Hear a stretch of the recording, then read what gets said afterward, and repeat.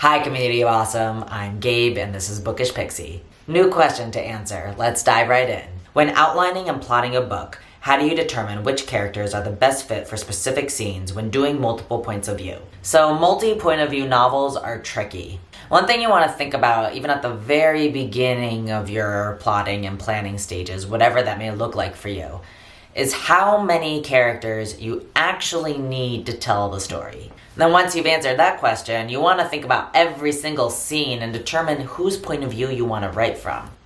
And sometimes it might be obvious because you might end up with some scenes where only one of the point of view characters is present, for example, and then obviously you choose the one that's present. But that's definitely not always the case. In fact, it should not be the case the majority of the time because your characters usually, interact with each other at some point. So when everyone is present and accounted for, how then do you determine who to choose as the point of view character? The question that you need to be asking yourself when determining when to choose one character over another for perspective is who is going to be the most emotionally impacted by the scene and or who has the most at stake in that scene.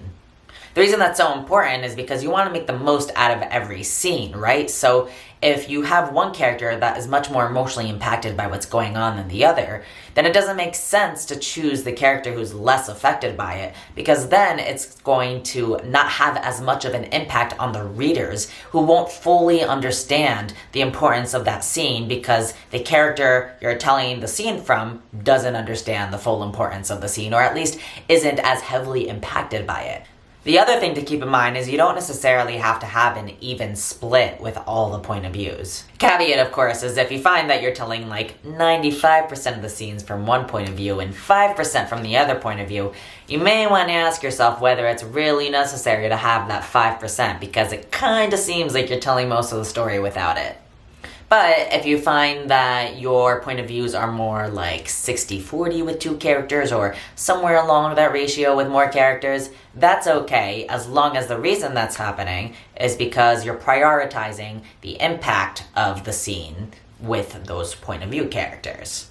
Another thing some writers get a little concerned about is whether they have to go like back and forth between the two perspectives. And you don't necessarily have to do that. It is okay to have back-to-back chapters in one character's perspective, as long as you don't let it go on for too long. Because again, you want to prioritize the story, so whoever is the most emotionally impacted by every scene is the one that needs to be telling that scene. That's the person that the reader should be living in for that scene.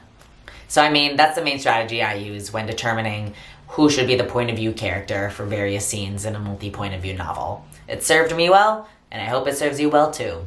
So last thing before I go, this is going to be the last vlog in about a month-ish for a couple weeks. Not sure exactly how long, but somewhere in that range because I'm getting a medical thing taken care of and there is a not insignificant recovery period. So I'll be back as soon as I'm physically able to do so, and I'll see you all on the other side. So that's what I got for today. If you liked what you saw, don't forget to subscribe and comment, and I'll see you all soon.